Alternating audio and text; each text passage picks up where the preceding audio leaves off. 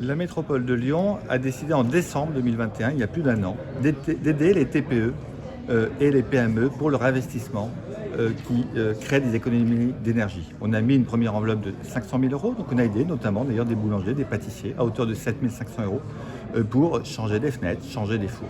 Donc on n'a pas entendu Laurent Wauquiez pour agir. Et puis, il faut aider tout le monde. Pourquoi n'aider que les boulangers? D'autres artisans ont des besoins, nos industriels.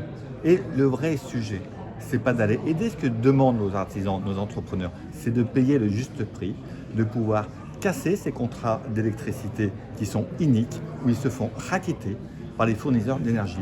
Et c'est pas une aide de 3 000 euros quand un boulanger prend 50 000 euros d'électricité supplémentaire qui va répondre à ses besoins.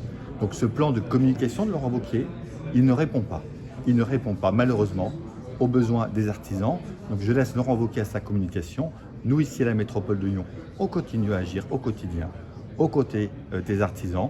Notre plan à l'aide à l'investissement d'ailleurs, on le fait avec la CCI, avec la CMA, avec les entreprises pour qu'ils soient le plus efficaces possible. Vous croyez que les boulangers qui ont leurs factures qui explosent, parfois 50 000 euros de plus d'électricité, leur enjeu aujourd'hui, c'est d'aller remplir des dossiers pour demander 3 000 euros. Eux, ce qu'ils veulent, c'est payer le juste prix. C'est ça le débat politique. C'est pas que les collectivités locales aillent donner de l'argent à nos artisans parce que le gouvernement ne fait pas le nécessaire pour que le prix de l'énergie et de l'électricité soit raisonnable. On ne peut pas se faire racketter sur l'électricité et payer 600 euros une électricité qui coûte 60 à la production.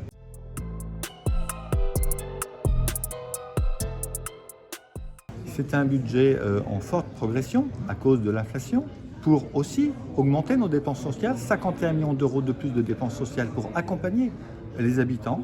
Ce budget tient compte aussi de l'impact des coûts énergétiques, plus 50 millions pour l'énergie, par exemple, des mesures du Ségur pour accompagner le personnel du social, les agents métropolitains, et puis avec toujours des investissements très forts sur le territoire, avec des phases opérationnelles de travaux qui démarrent par exemple avec les voies lyonnaises, où on aura 7 pistes cyclables en travaux en 2023. Vous savez, 730 millions d'euros d'investissement, c'est ce qu'on fait en 2023, mais on va les faire aussi en 2024 ou 2025. Chaque année, on investit fortement pour le territoire, dans la voirie, dans nos équipements de l'eau, de l'assainissement, au service des habitants, dans nos collèges, où des gros travaux de rénovation sont prévus.